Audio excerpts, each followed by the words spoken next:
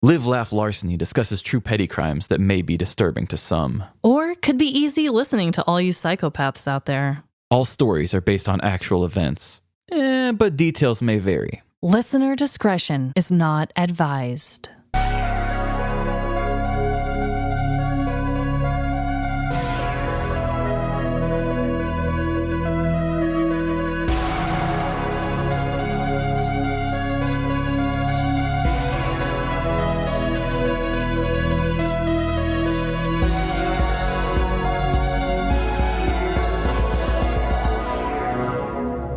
Live, Laugh, Larceny. Welcome to Live, Laugh, Larceny. Joining an MLM just to get that mistake out of the way. This is Trevin. And I'm Amanda. Shout out to all of our MLMs. Sign up if you're not in one yet. So, Trevin. Uh-huh. What is your dreadful dilemma this week? So I've got a dreadful dilemma that I feel like some people would be like, "Ugh, listen to this guy complaining about how great his life is." But you and I are talking at the start of my vacation. Yes! Before I embark on CrimeCon in Florida and then our Daytona adventure afterwards.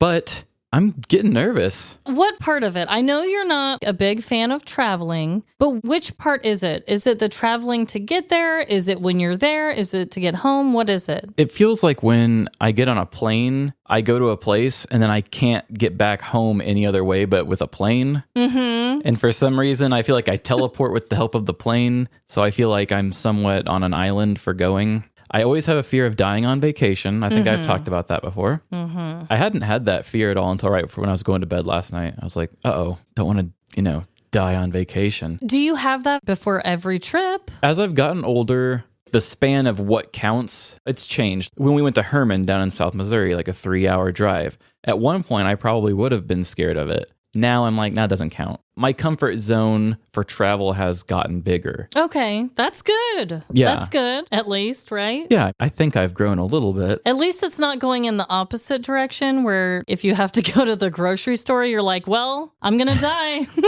Yeah. If I go get that milk, And then the True Crime Podcast Festival next year is in Denver. Mm-hmm. And I'm pretty sure, yes, I think we'll be going to that. And so that's an easy drive too.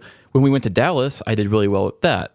But I drove to Dallas, so I still kind of had that safety home of the car.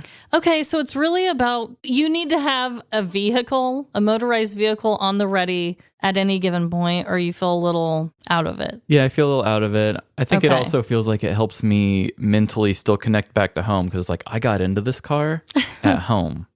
I'm bringing this car to Dallas or whatever. But you could say the same thing about your underwear.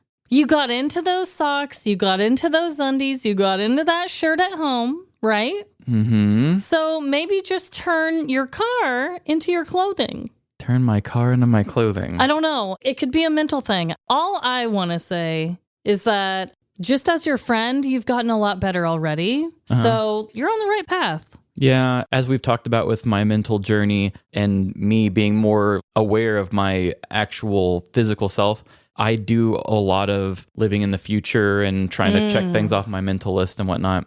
Now that I'm learning how to kind of turn my brain off and focus more on the present better, I really look forward to this vacation because I think I will actually be able to enjoy it to a different level that I've probably never enjoyed travel before. As much as I loved Galveston and the ocean, that's my favorite vacation ever. I think this can just be the same thing, but like times 100. Yes, Trevin. It can only go up from here. Yeah. Being in the present is so damn hard sometimes, but it's so important. Mine's the same thing. Sometimes I dwell on the past, but mine's mainly worrying about the future. So I get it. For sure. Well, I'm proud of you. This will come out after CrimeCon. Correct. This is me before I leave, because I know we were off last week, so I'm not here to update you on CrimeCon, but next week I sure will. Yes, I can't wait. I just think you're going to have the best time. So I also have a dreadful dilemma. Mm-hmm.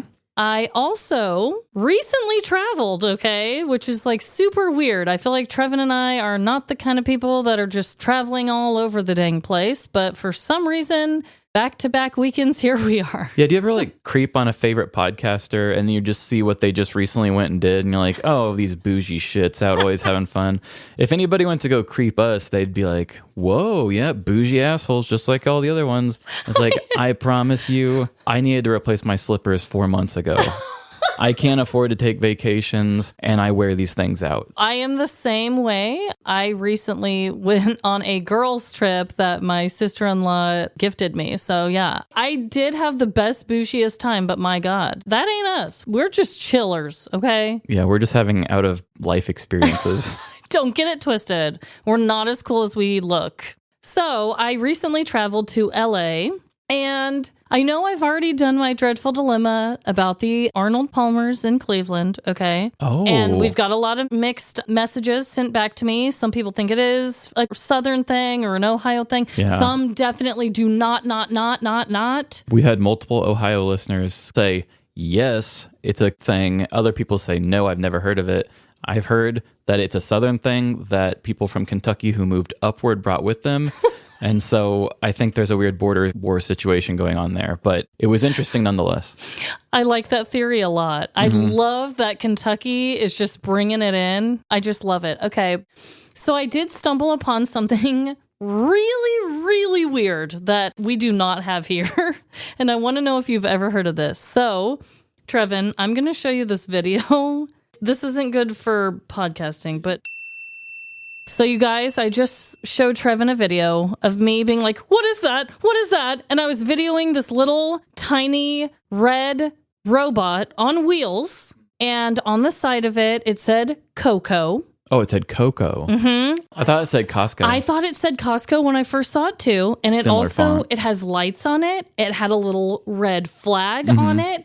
So we were waiting at a stoplight, waiting for it to say walk. The robot waited with us, and when it said to walk, it walked with us. And then it turned the little corner, and that's when I got the video, and I was mind blown. Have you ever heard of this thing? So Coco's a brand? Coco's a brand. I am not familiar with this at all. Thank God, because I was very impressed, okay? I'm sure people who have them, I guess they're in California a lot. I assume the reason they have them is because of traffic or something, but let me really quickly explain what Do what they this deliver is. children? Like babies from preschool or something? Okay, that probably wouldn't work. Coco is a startup that uses delivery robots with remote human operators to shuttle food and other goods to customers, and pitches itself as being COVID safe, as well as getting rid of pesky tips for workers. So basically, Amanda and I, which is my sister-in-law's name, it was just her and I on this trip. We saw them. We were freaking out. We were Googling it. We were researching them. And we found out that they can deliver food from stores or restaurants. Sometimes do them too. But you do have to live in like a certain mile radius. I can't remember what it is. So it's not like a long distance delivery. No. Okay. This is a few blocks, I feel like. I can't remember exactly what it is. But anyways, we had our minds blown, okay? The dreadful part about this whole thing is that I'm over here freaking out. I sent the video to Jordan because my husband is really into weird tech things and bizarre stuff. And instead of him freaking out along with me, he was just like, oh, yeah, I've seen a lot of those on Reddit. People knock him over and beat the shit out of him and stuff. I'm like, wait, these innocent little Coco bots? I don't have the heart to look it up, but apparently there's these videos where people just knock them over and kick them. The type of person that I am, I feel the same way. I feel like that's animal cruelty or something. Yes. Like, he's just trying to do his job, man. Just trying to get the food to the people. But it was really dreadful because I was so excited to tell him, and he already knew. That's so funny because before you even said that, you said he's into weird tech stuff. I almost interrupted and said, he reads Reddit. That's literally what I was about to say. But then I told myself, no, I don't want to make that joke because then like somebody will complain that I am hating on Reddit people or something. But then you went and just said it anyway. So there you go. So apparently all the people on Reddit already know about it, and some think it's funny to beat these little guys up, and I just won't stand for it. Yeah, that feels wrong. But I kind of was thinking, I wonder how many times these things get stopped or broken just to have the food stolen. Yeah. But not to be a dick to a robot. No, people are just dicks. They're not even getting the food. Yikes. Unacceptable. Red flag, ladies. So this week we are going to be doing a round of Would You Rather? Would you rather? It feels so long. Oh my God. How long ago has it been? It's probably been a while. I try to make that the one we do the least. I know a lot of times we always say that because would you rather is like a very personal thing. You know, it's like our opinion kind of thing. And a lot of times we like to give more facts and stuff too. We like to lean on the edutainment side of our middle segment. Yes. But I will say, Trevin, when we get to mine is actually really informative. So it's not just like a random thing. So you will learn something today. Okay. I promise. I didn't even plan on talking about this, but I actually found this Would You Rather on Reddit. No, you didn't. I really don't use Reddit very often, but this one popped up and I was like, oh, I really like this. So I'm really curious what you have to say about this one. I think I know what mine would be, but who knows? So, would you rather move into a different house every year or have a different job every year? Oof. That's hard. I don't really like either of those options. I really don't like big changes. Ugh. I think for me, I would want to keep the home the same and have a new job. And that's just because I need a consistent, safe place to go to. I know home is where the heart is or whatever, but I do need a place that's comforting at times. And at least if I had a new job, I wouldn't have to deal with all the bullshit. I'd deal with them for a little bit and get a new one. Yeah. You know, and also if you have a different job, you can use different skills and different creativity and different things that you like in each job. But that still is kind of a bitch. I don't know. What would you do? I would do the exact same thing. You would? Okay. Yeah. Well, one, I hate moving. Oh, God. I hate moving the most. Yeah. But it takes me so long to get settled in a place. I feel like I still just moved into this house and I think I've been here over 2 years. Yeah. And also kind of like what you just said there. It's almost like you just get to keep sampling things. Right. Like I know people that just love getting new jobs.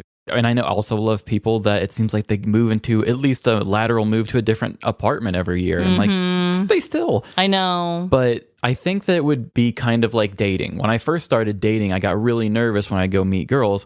But then I eventually was just really enjoying kind of sampling an evening with another person, getting to know them. Yeah. Kind of just vibe checking. And as much as I was very nervous about meeting people and being afraid that I wasn't enough, I was always very excited to explore another personality or, you know, discover a new person, I guess. And honestly, sometimes I do kind of miss that part of things. But I don't want to go meet a friend. That sounds weird. I know. Right. I don't even have time for the ones I have. I know. God, don't I know it? But I hear you. I would much rather move a box of my stuff from an office to another place than move my whole house each and every year and like relocate and try and make it a home. Shit. I feel like the house I've lived in all this time still doesn't have all this stuff done. I mean, if you were a project person, you would finish the project and move to another one. Yeah. I guess if that's what you wanted to do. Not that ain't me. No, so we both said the same thing. Well, I have a would you rather, like I promised, guys. It's actually true crime based, and I have some facts that go with it. Okay. I asked my dad which one he would rather do earlier, and he was like, ooh, this is a tough one. Uh-oh. So be prepared, Trevin. Okay. Would you rather be a juror on the O.J. Simpson murder trial or be a juror on the Manson family murder trial? Now, if you'd like, I have facts about each, about the jurors and how long they had to be sequestered and the conditions and everything. Okay, I love where your head's at. Good idea. And yeah, let's do that because I don't actually know that much about Manson's trial. Okay. Both of them actually took place in LA, which I thought was kind of wild. Mm-hmm. OJ's trial was in 1995, where Manson's trial was in 1970. It actually went into 1971 as well. Now, Manson's trial came first, so the jury was sequestered 225 days. So at the time, that was the longest any jury had ever been sequestered. I didn't know that. That's cool. The trial transcript alone ran to 209 volumes, which was 31,716 pages long, and approximately 8 million words were said. That's just to explain like how much the jury had to listen to. It was a long, long trial. You know, I bet there are true crime nerds that have read the entire thing. Could you imagine? Oh, guaranteed. There's got to be people that nerd out reading that. Yeah. And also, we need those kind of people too, because sometimes it's the people who want to read every little thing and the data and figuring it all out, that they're the ones that actually get the shit solved sometimes. But that sounds like a lot to me. It just sounds like a big read. Yeah. I also wanted to share a weird little story of one of the jurors on the Manson jury. So William McBride was a 25-year-old man with shaggy hair.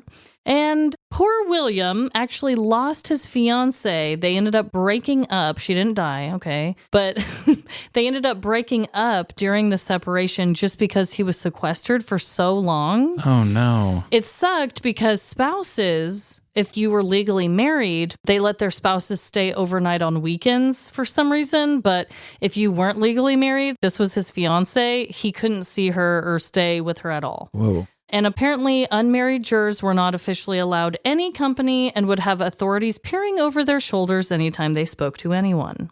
So that's a little bit about those jurors. Let's go back to OJ real quick. Okay. There's a lot more information about this, I think, just because both of them were gigantic trials, but this one had way more media presence because it was later. And he was already famous. Yes.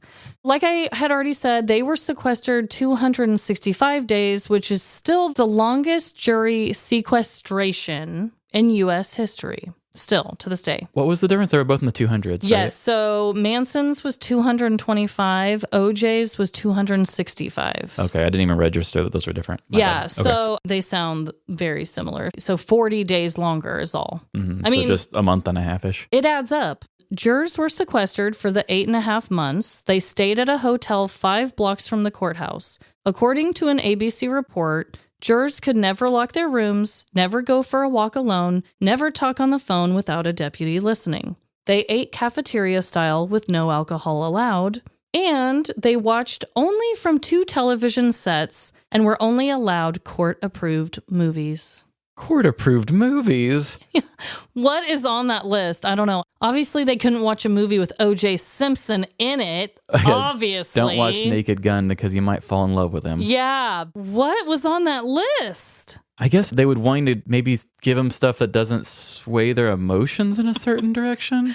I don't know. It was a really divisive time. That offends me more than anything. Dude, isn't that wild? So, which jury would you rather sit on, Trevin? Oh, I think that the media circus of the OJ trial would have been quite a time to witness, only as a third person. I wouldn't want to be on the jury. I would say Manson. Yeah.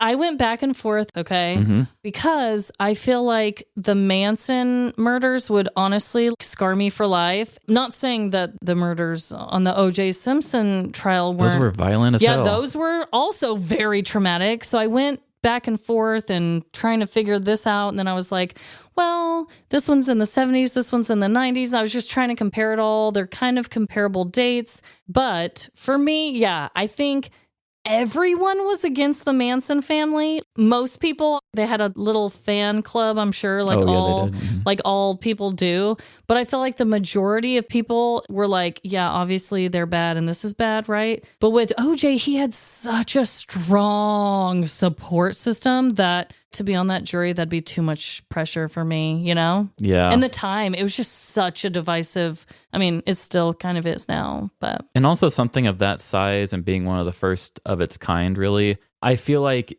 if you were to be sequestered today, they would have better plans in place to make it more relaxing for you and stuff. Yeah. So they were probably in pretty unprecedented waters and just like, I don't know, watch court-regulated movies. I don't know. Is that going to help us? Is that going to do the thing? Okay, we'll do that. Like, that's what it feels like to me. I feel like now, maybe I'm giving the U.S. too much credit, maybe they wouldn't have to approve your movies. Yeah. Maybe they give you a Netflix password. A lot of crimes now, they don't sequester people. Even like big media circus type things like the Johnny Depp and Amber Heard thing, they didn't sequester them. They just said, hey, don't talk to anyone and don't watch anything because it costs so much money. Oh, I bet. And jurors freak the fuck out when they're trapped for that long. I bet you'd feel pretty claustrophobic. Oh, God. There'd be no way in hell. I'd have to spill the tea to someone. I shouldn't be a juror. No, just show this episode if you get duty or something. I'll be like, listen here. This is time stamped. This was before I knew about this. Oh, my God. Well, Trevin, I think it's about time for some ads. You know what? Yeah.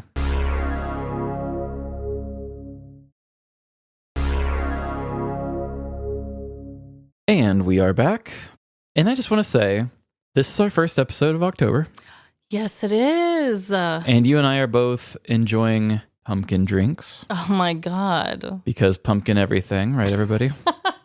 If you know, you know. I just wanted to bring that up. My goal for this spooky season is I'm going to try to do 3 spooky-ish stories, and not just one Halloween story, but I'm trying to see if I can spread it to the whole month. But because this year I am getting married, and I'm getting married in the thick of Halloween time, I felt like it would be better to not do a wedding-related thing around my wedding because that would be, stepping on the toes of All Hallows Eve. Okay. So I got to get my wedding story out of the way. Oh my God, I love a good wedding this time of year. Yes. I just want to get that out of the way so then the rest of this month I can get spooky with you. So let's do it. I'm ready. I do. Dearly beloved, we are gathered here today in the sight of anyone who is here to join together this person and this other person of equal value in happy matrimony. Marriage is an expensive and prevailing sentiment which should be entered into with the explicit approval of your federal government. Blah, blah, blah. You see what I'm doing here. I think it's time I tackle the subject of weddings. Why not, right? I've had multiple listeners comment on our posts and ask how wedding planning has been going. And honestly, I've remained relatively quiet on the subject. I expected the process to have presented way more dreadful dilemmas to use for the show. But really, Emily and I have been handling the planning pretty well. Sure, there has been some stress, but I think the stress that's been there is just the natural kind of stress Emily and I both put on ourselves. So let's talk about the tradition of marriage. I don't love it. Like most things that we as a society still practice, marriage was a strange, ancient agreement that had problematic at best intentions. Women were essentially treated as property, and the union between husband and wife was more about the union of families for economic purposes than a romantic notion of love.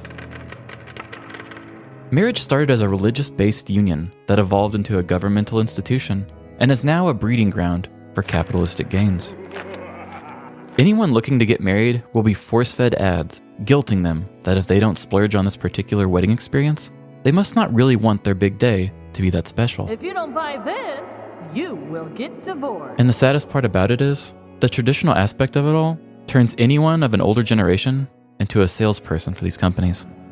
For example, let's say you want to model your wedding off the small town in Footloose, having no dancing allowed.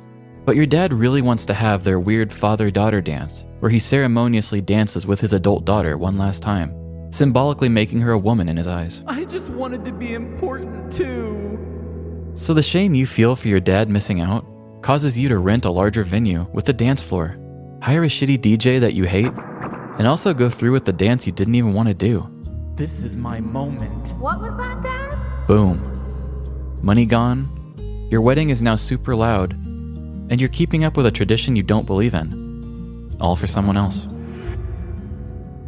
And these are the compromises you make over and over again for your special day.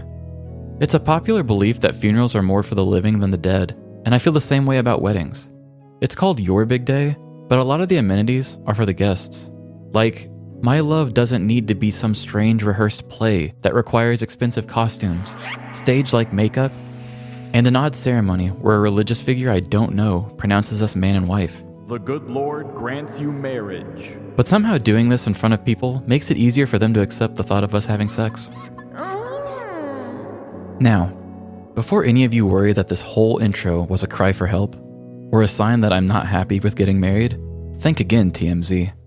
I'm just not that showy of a person, and the pressures of everyone else prioritizing the tradition can be pretty trying. For me, love is one of the most pure and beautiful things in the world. When you can fully trust a person enough for you to be your true ugly self in front of them, and know that they will still support you through all your risks, that's the thing I'll always remember. Not sweating my ass off in formal wear while posing for 1,000,000 rehearsed photos. God help me. The love that I want to frame on my wall, or keep in a locket, are the moments like my brain break, when Emily really helped me reconnect with a part of myself I had been trying to avoid for years. This is the sustainable, nitty-gritty, unglamorous, beautiful, pure kind of love that can't be replicated in some weird, expensive ceremony. Today's story will touch on marriage, the big day, and the often overlooked belief of trust.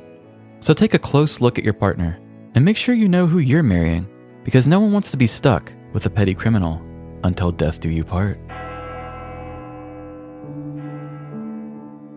Prudence was a young woman just trying to make it in American society during the year 2020. She had creative dreams to chase, relationship goals to cultivate, and she was always trying to do better about drinking more water. But there just never felt like enough time in the day to achieve all those things. Every year that would pass, Prudence would look at all the aspects of her life and self-assess. And each time that she did, she gave herself a personal grade of needs improvement. Because of this, it made it harder to commit to things.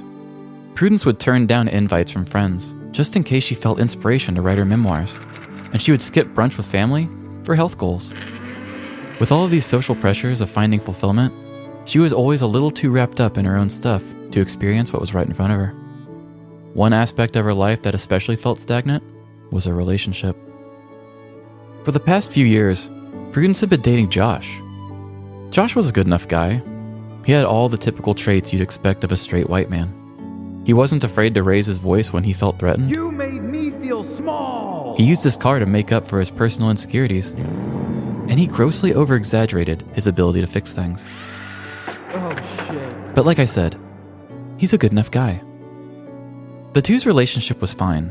They stood the test of time and went through all of the motions, matching Christmas pajama pictures with the dog, a couple's Halloween costume that was an obscure pun, Weird, quirky. and weekly restaurant photo posts with a caption that read, "Cute date, kinda nervous." This was millennial love in 2020. So following the textbook love story of so many new age relationships, it was time to take things to the next level. Josh was a simple guy. To him, he had already marked off all of his milestones on his relationship bingo card. It was time to offer Prudence his last name and start working on a different set of duties to fulfill. On a bright and exciting New Year's Eve, Josh got down on one knee at their favorite dirty bar and proposed as everyone counted down. The moment really helped the outcome. Prudence was feeling overwhelmed by the crowd, and the shock of it all led to a big, tearful yes. Yes! Followed by claps from the onlookers nearby. Taking the next step brought on a much higher difficulty in the relationship, as the newly engaged lovers began the overwhelming task of planning a wedding. The two went through their lists of do's and do-nots for the special day. Josh wanted a grand entrance, with his groomsmen following like an entourage of bodyguards, while Prudence had just one request: no smashing the cake in each other's face. This was a compromise that was difficult for Josh to accept. Ugh, what? But that's a fun thing that us men get to do. Everyone will laugh and think of me as a fun boy, Josh shouted from his side of the dinner table. Come on, Josh. I'm already letting you play Who Let the Dogs Out when the unmarried women come out for the bouquet toss, even though I find it highly offensive. Can't I just have this one thing? Prudence responded, feeling completely validated with this simple request. Josh stuck out his lower lip and looked away. Yeah, we'll see, he said, with a tone that left Prudence feeling a bit uneasy. Josh, I'm serious. This is the one thing that matters to me. Do not smash the cake in my face. I won't pay $400 for a day's makeup just to wash it off and go the rest of the reception looking like a melting clown. Josh quickly stood up from his chair, shoving it into the table. Whatever, he said, stomping over to the couch to giggle at TikTok videos. Prudence felt a little uneasy after the conversation, but that's how a lot of discussions with Josh ended. He was always quick to get angry, leading Prudence to eventually give in.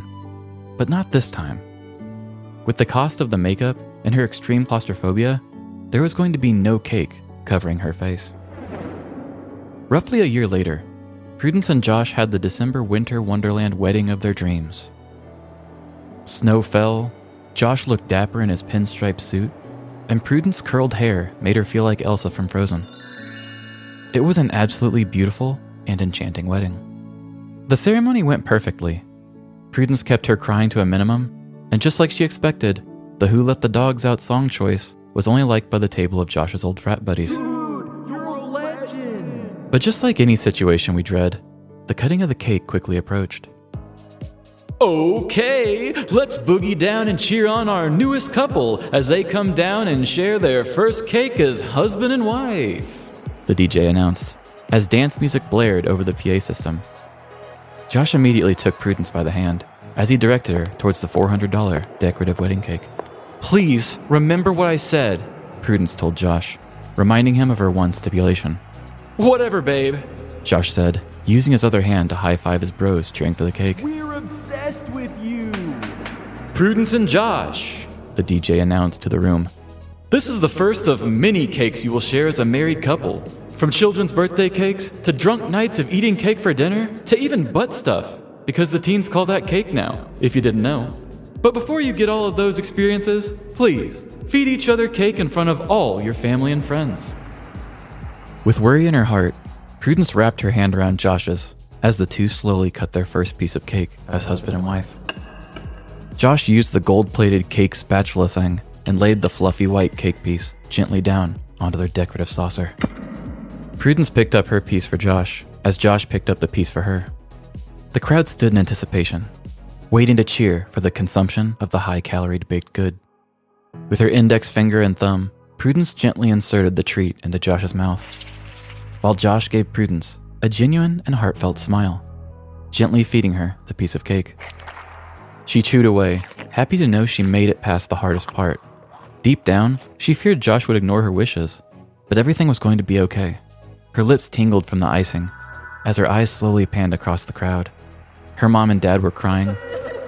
Her coworker Joyce was cheering. And Josh's frat friends were creepily hitting on her bridal party. Nice cleavage, bro. Everything was just as she expected it to be. She looked back at her husband and began to lower her shoulders in relaxation. But just as her body language reflected her new shift in mood, Josh's also changed. The sweet, passionate look in his eyes quickly shifted into an ornery smirk. I love you, Josh said, as his free hand grabbed the back of Prudence's head, forcefully smashing her face directly into the large decorative cake. Shrapnel of icing and cake chunks flew, as the $400 cake had been reduced to a crater in the shape of Prudence's face of betrayal. The family and friends on the bride's side were silenced, leaving only the frat bros' chants to be heard. Don't worry, everyone, Josh announced to the room. I got cupcakes!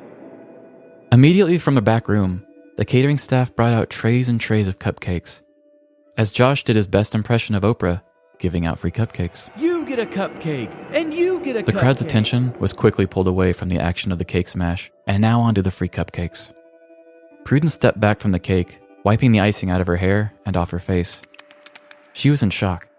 All of Josh's specific requirements were respected and granted, while Prudence's one was ignored and used against her.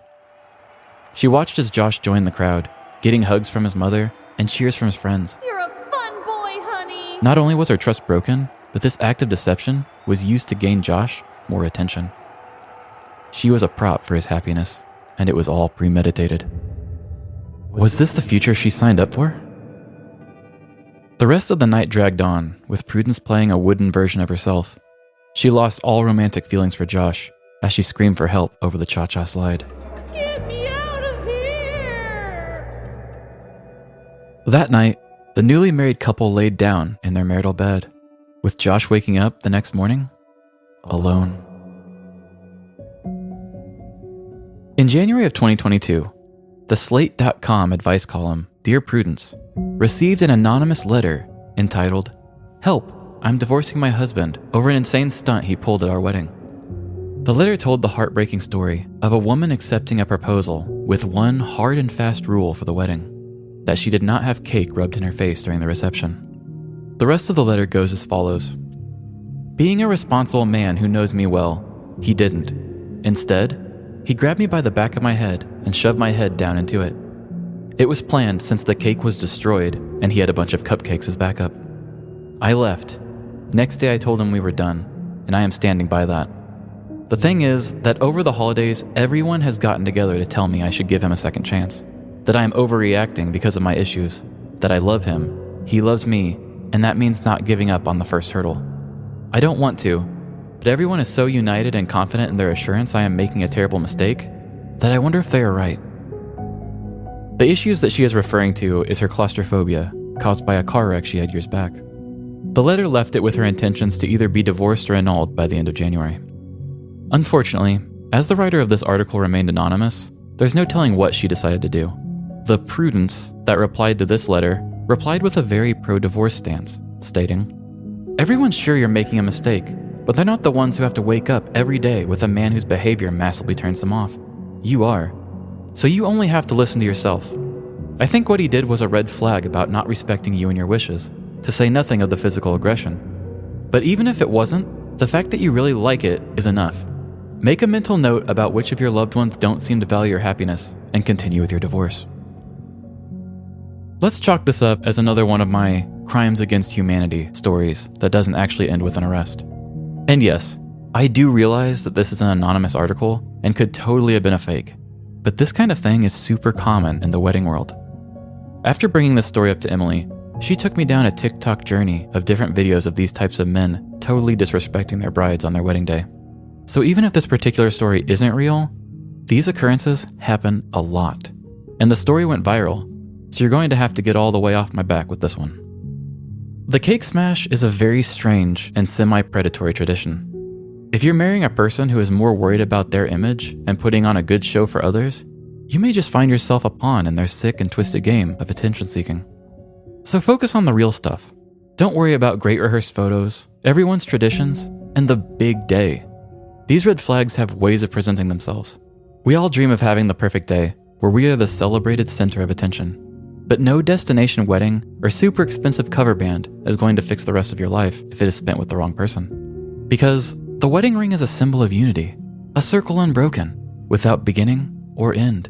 It is a seal of the vows two partners have made to one another. So don't ruin them by being a dumb dick less than 1 hour after making the promise. Wow, interesting take. Going with a Dear Prudence letter. How did that even come about? Well, the story had gone viral and it's been shared all over. And I mean, there were articles about the article. That's how big the article was. And it just happened, the article? The article came out in January. Oh, okay. I saw articles as new as June that were basically just ripping off the entire thing. It was like Slate's competitors being like, Slate had a great article about a woman who did this. Because, I mean, it's a good story. You do have a lot of opinions on the side. Some people probably hate that story and were like, no, she shouldn't have divorced him. Obviously, there's some people that think that. Yeah. It's a very divisive story. Yeah. But yeah, it was just really big. And I was like, I'm going to look into this. There's got to be a crime or maybe something related to it. And then I found out that it was a Dear Prudence thing. And I thought, there's nothing in the rule book that says I can't. You know what? There are no rules on this show ever. So there's that. But I thought that was a very interesting way to even begin, was getting it from a letter like that. I kept waiting because I was like, is this a crime against humanity? Which I've done. I mean, I poured water on a girl and I wrote a whole story about it. Yeah, didn't you just have a crime against humanity like a week or two ago? The ice cream man. That was my last crime against humanity. Oh, yes. And honestly, I don't know if different states have different things, but if the bride really wanted to, I wonder if she could have said assault. And she would have had so much proof. I know. Because I'm sure there were videos. I know that sounds a little extreme, but I'm just trying to tie it to a crime. But first, let me just start by saying I would be beyond mortified if my partner did that to me on my wedding day. Holy hell. Also, kind of like you said, it's kind of an unfair thing. I know everyone is different. You know, marry whoever you want, and there's different things. But I married Jordan, who has longer arms than me. So when we both tried to feed each other, his arm was longer. So he had a much easier route to like, and we weren't mean to each other. He just like poked my nose and I poked his. That's all we did. Well, that's nice. Yeah. No, there was no shoving. He knew he had an advantage too. So he could have just been like, bam, you know, he really could have if he was like a huge POS, but he didn't. I would have killed him. Have you and Emily talked about this? Are you even going to have a wedding cake? Oh, fuck yeah, we're going to have cake. Okay. Do you not know me? Well, she makes cookies. I know you're having a s'mores bar. I just didn't know. Yeah, we're going to have a cake. I think one of her sisters is making it. Oh, then it's going to be fire. But Emily and I just aren't the people who like to be at the front of attention that much. Yeah. And that's something that Emily and I have talked about too, is I think some people put a lot of pressure on the big day because they're not used to having that much attention and it's just like their time to shine. And if you grew up as a child who just loves attention, then you look forward to that day because you know it's like your prestige point. Like I put on plenty of musicals, I put on plenty of plays, all the different things you've done in your life, but the wedding. Oh, yeah. I get a fancy costume and everybody wants to tell me how nice I am. I get gifts for being me. It's great for you people. Yeah. Emily and I, we both are creative people who work on projects, and they say that the best serotonin boost a person can have is creating something. And so I think some people really like having children because that's them creating things. Oh, interesting. But I get that rush all the time. Yeah. From putting these stories together, putting a little bit of myself in everything I do. And that gives me such a good, fulfilling feeling. So to me, the wedding doesn't mean anything to me like that. And like I said in the story, it seems like it's more for the other people than for yourself. And every person I talk to before doing that, they're just like, do it more for yourself. Everybody wants to say that. But who actually does it? Yeah, it's easy to say that from the third person. Okay, if you would have been getting engaged and you talked to my mom, she would say, do it for yourself. Our big day, we don't remember it. But when it's her son and her future daughter-in-law planning a wedding, she wants all those traditions right back. Right. Because she wants to enjoy the mama side of it. Yeah. And if we don't do the traditional side of things and make it about the other people, which is what she is in the situation, then it's almost like we're robbing her of a future memory that she was hoping to one day have. Because even with Jordan and I's wedding, we had a lot of untraditional things about it, obviously, when it came to like genders on both sides and all, you know, just a bunch of stuff. But there were definitely things we had to have in there because if we didn't, it would offend, you know, my grandparents or whatever. Even us who are like very stubborn and we're going to do what we want. Even we did do some of the things because we're like, well, we have all this family coming. Yeah. And some people will die on that hill if you don't do that one thing. Yeah. Like it's almost like it didn't even matter. People were offended that I didn't have a registry. I get it now, looking back, it probably makes it easier for people to get you a gift. And also, it's nice to have a registry, I'm sure. Just really little weird things that people were so offended by. And I'm like, oh my God. I didn't even know you cared that much. I know. And I'm not saying that it's been hard to deal with my mom with it or anything. Like, don't take it that way. Yeah. But there are just certain times where she's like, oh, were you going to do this? And Emily and I both look at each other like, no, it didn't even cross my mind. I don't care at all about that. Yeah. Like some people talk about having the man already there and then having the dad hand her off. Yes. Almost like, this was mine. Now it's yours. Don't break this butterfly. Yeah. And we didn't really want to do that.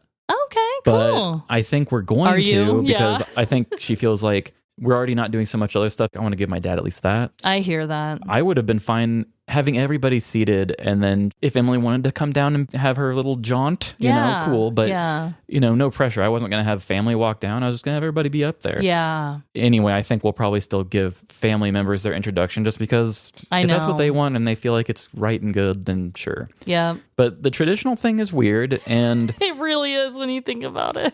And I didn't even get that far into it, really. There's so many weird traditions, and all of them come from really weird places. Yeah. But people have found ways to make money off of it, and then other people just think that there's no other way of having a thing. And it's like the world can have so many different shades of gray. Just have fun with the palette, just do your thing. I'm actually really excited for your guys' wedding because I just envision it as a very chill environment that's not... You guys are just both very authentic and very cozy and chill people. You know how some weddings, you're like, oh my God, don't mess this up. Or, you better post right. Or people are bridezillas and all these things and groomzillas and whatever the hell. But you guys aren't going to be any of that. And your wedding's going to be like very chill. Yeah, I've actually been having this thought lately because my joke about having a footloose wedding, that's actually a joke that Emily and I tell people. We say, we're having a footloose wedding. We don't have dancing. And Emily and I have gotten so comfortable with that joke that she just had a little bridal shower at her work. And they're like, oh, tell us about your wedding. And she goes, we're having a footloose wedding. And one of her coworkers was like, oh, that's a good movie. And she had to be like, oh, not a footloose themed wedding, sorry. And then when she finally told them what the actual truth was we just don't want to have dancing at it. Then the girl was like, oh, that's even weirder, thanks. Yeah, that's even less fun, but okay, bye. But one of my insecurities is, what if this is the world's most boring wedding? Oh, we get married and then everybody's like, well, we're still here for another 5 hours. What are we going to do? And we're just like, eat s'mores and I don't know, go fuck off. I don't know. Like, here we are, It's going to be so good. It's going to be so great. It's not going to be boring. It's going to be lovely. It'll be fine. And if people can't entertain themselves, then go home. Yeah, and I'm encouraging people, bring pajamas or bring comfortable clothes after the thing because I hate being dressed nice, so yeah, let's just be relaxing afterwards. Oh my God, can you get the bride and groom PJ set or what? I told Emily, I said, I want to get a satin PJ tuxedo. Would be so funny. Oh my God, please do it. I'll see if they even exist. I guarantee they do. Wow, Trevin. Well, that was a lovely story. I cracked up many times throughout. Thank you. So I also have a story to tell today, and it is from the news. Hell yeah. Really? I'm trying to think how I even came upon this one. I honestly cannot remember, but I really don't have an intro, so I'm going to just jump right in. All right. Well, I'm ready to enjoy. Here we go.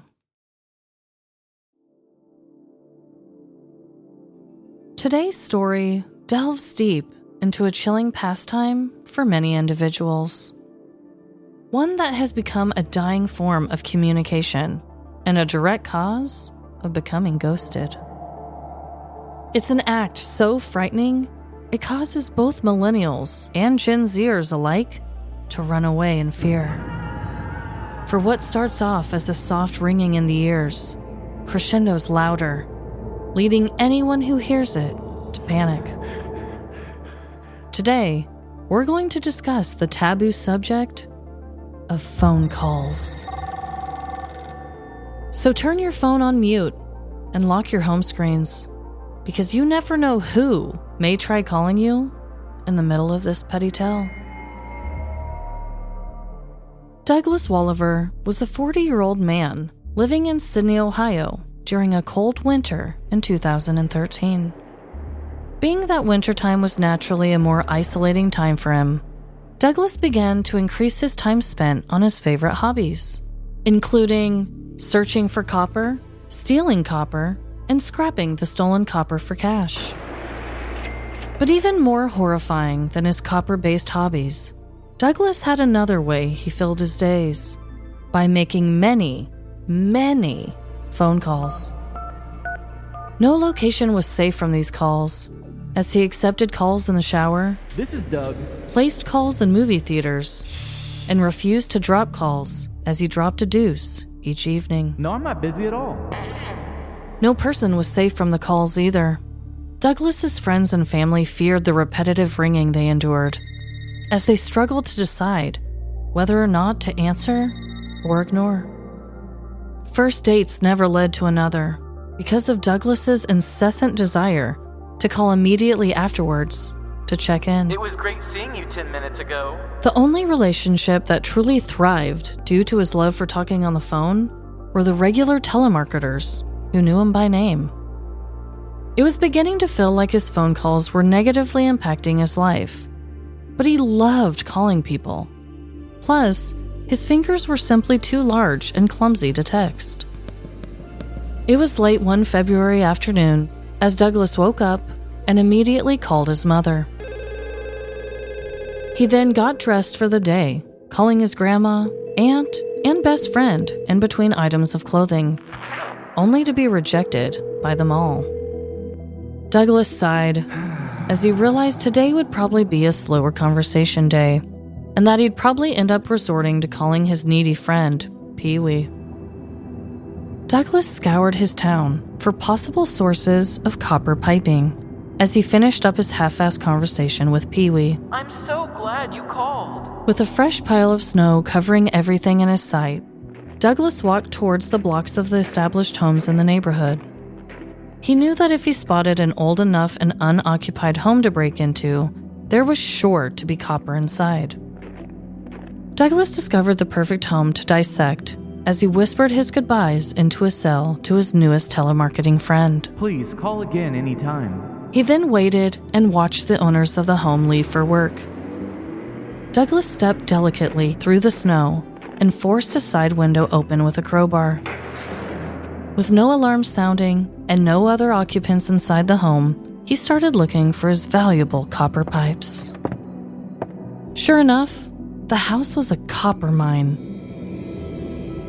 Douglas shoved his phone into his back pocket and got to work removing the prized pipes. However, what he didn't know was that it wasn't only his hands placing phone calls that day.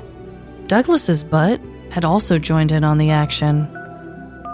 Unbeknownst to the rest of Douglas, his phone rang quietly inside his back pocket, placing an outgoing call to 911. 911, what is your emergency? The operator asked professionally into the phone, but she only heard sounds of rustling and small banging in the background. Not knowing if this was an accidental call or if a person was really in danger, the operator traced the call and dispatched local deputies to the address. Douglas remained hard at work, digging for copper, when he heard car doors slam outside. The doors were followed by the sounds of muted voices echoing out of walkie-talkies. He knew these familiar sounds all too well as he quickly searched the home for a place to hide from the police. Deputies Cool Cat and Sassy Susan were two of the top local officers in the area and were not only assigned badass nicknames, but also to this bizarre call. They approached the home in which the 911 call was traced to, cautiously. Cool Cat stuck out his arm calmly in front of Sassy Susan, motioning towards the snow. Footprints leading towards the window, Cool Cat whispered. The deputies nodded at one another, walking side by side towards the forced entry. This was more than enough reason to investigate further as they entered the home. Once inside, Sassy Susan noticed torn and mangled bits of copper pipe scattered across the floor. That's so metal, Susan said sassily to her partner. But before Cool Cat could respond, the officers heard something beeping. Armed and ready, both deputies tiptoed towards the mysterious beeping. Eventually, the annoying sounds led them just outside a bathroom door. On the other side of that door was a frantic Douglas. He had just realized that he had been on the phone with a 911 operator the entire time he was in the house. Oh, are you fucking kidding me? Douglas was now desperately trying to silence the low battery warning, beeping repeatedly from his phone, when he heard the officers. Come out with your hands up and turn that damn phone off. On Tuesday, February 8th of 2013, a silent 911 call came into a dispatch office in Sydney, Ohio. The call was then traced to a nearby home, and deputies were sent out to investigate. At the scene, the deputies noticed fresh footprints in the snow, leading towards a forced open window. With the 911 call still connected, it was determined that the call was coming from inside the house. After the deputies entered the home, they followed the continuous beeping sounds coming from a bathroom. They then ordered anyone inside to come out, and a 40-year-old Douglas Walliver appeared. Douglas told police he was just scrapping, as they discovered several feet of copper pipe and tubing in the house. According to the report, pliers, vice grips, a screwdriver, gloves, a ski mask, and a flashlight were also removed. Douglas also confirmed that he had put his cell phone in his back pocket upon entry to the home and had apparently butt dialed 911 around 6 p.m. Because of this long phone call, his phone was beeping incessantly with a low battery warning, leading officers to his hiding spot in the bathroom. Sheriff John Linhart said in a news release that The last time my deputies had to work this hard to solve a burglary is when the suspect left his wallet behind. Douglas was later charged with breaking and entering. There are many reasons why telephone calls are becoming fewer and further between. Maybe it's because we've all become more antisocial due to technological advances. Or maybe it's just because communication can be scary as fuck. Regardless, if you're placing a call with your hands or your butt, beware. Because you never know who may be listening on the other end.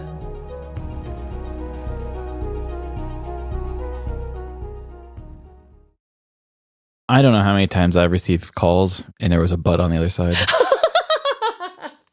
I was going to ask if you've ever made a really weird butt dial before. I've received a couple. I don't think I've ever had that mistake. What year did you say this took place in?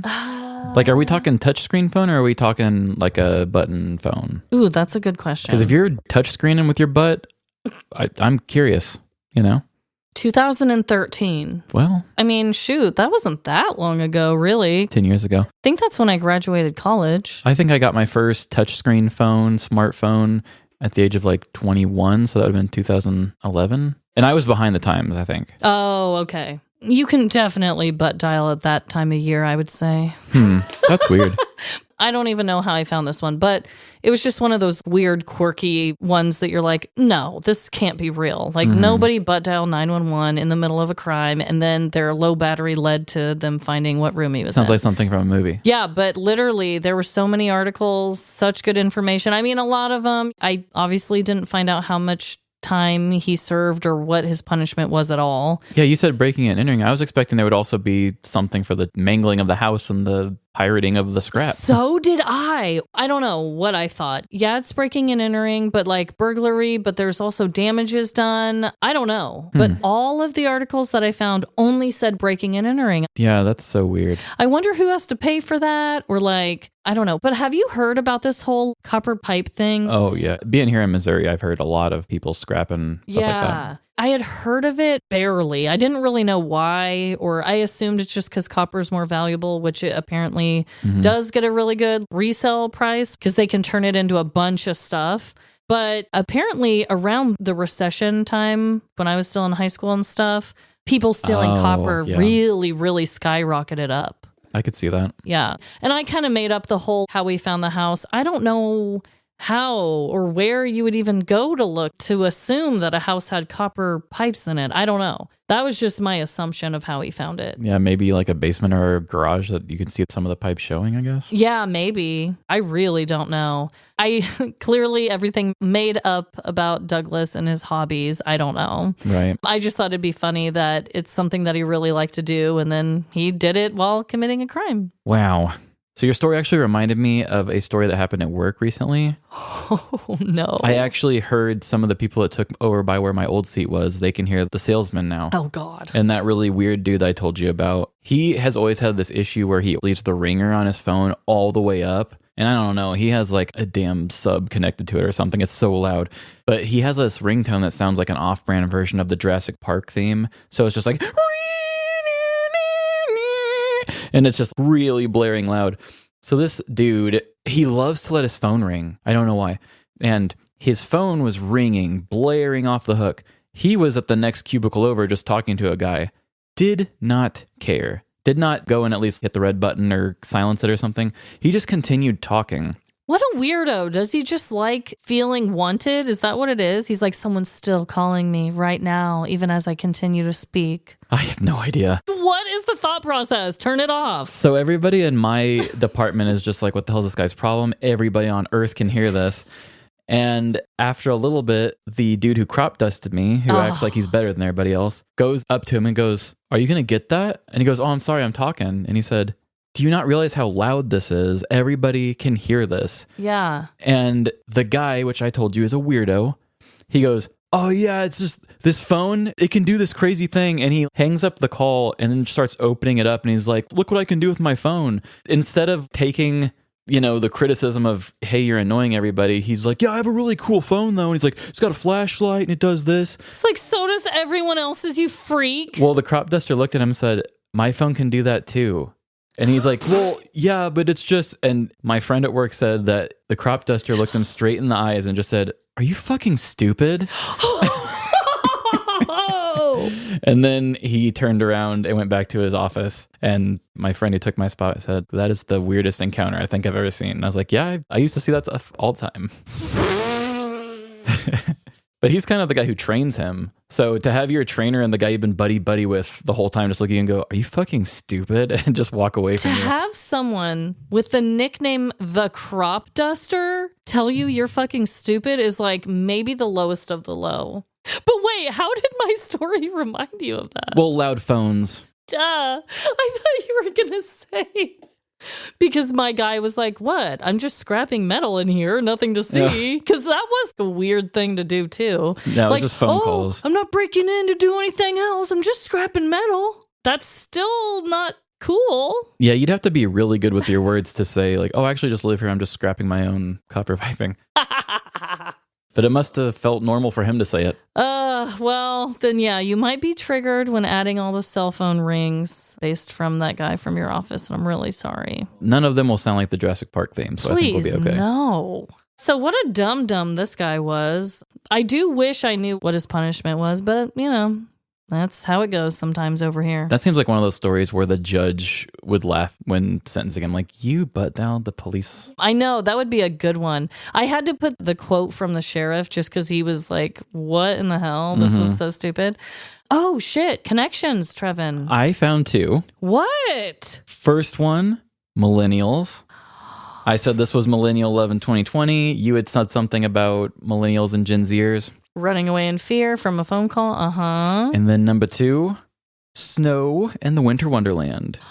Oh my God. Duh. Because mine took place in December and yeah. Yep. I specifically wanted to say that mine was in the winter too, just because there was snow and that's how they found what window he went in. Mm-hmm. That's a really good point. Either of those two, I'm sure. I'll try to put them together both for the title, but... God, I don't even know how that could even be a combination, but here we are. Yeah, that's our show. That's our show. And you know what? I hope that everyone is having the best week. It is officially spooky season.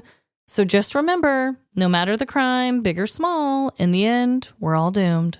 Doomed to have pumpkin everything.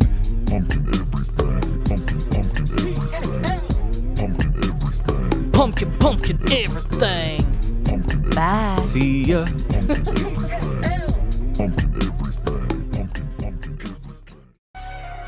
Thanks for turning your phone calls on mute and for listening to our show. Remember, tell a friend about us. And would you rather have a different job every year or live in a different house every year? Tell us on social media, Instagram, TikTok, Facebook, or Threads. Live, Laugh, Larceny.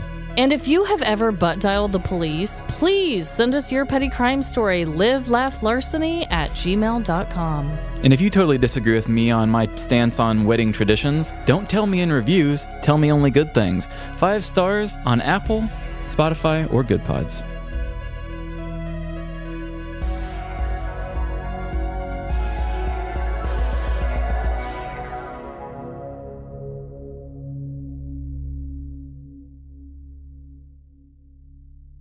But that's a fun thing that us men get to do. Everyone will laugh and think of me as a fun boy.